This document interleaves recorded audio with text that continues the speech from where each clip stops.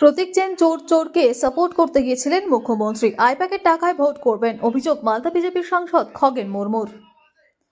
বিধানসভা নির্বাচনকে পাখির চোখ করে নয়াগ্রাম বিধানসভার নয়াগ্রাম মণ্ডলের বালিগেরিয়া দুর্গা মণ্ডপে অনুষ্ঠিত হয় পরিবর্তন সংকল্প যাত্রা, যার প্রধান বক্তা বিজেপির এসটি মোর্চার রাজ্য সভাপতি তথা মালদার সাংসদ খগেন মুর্মু।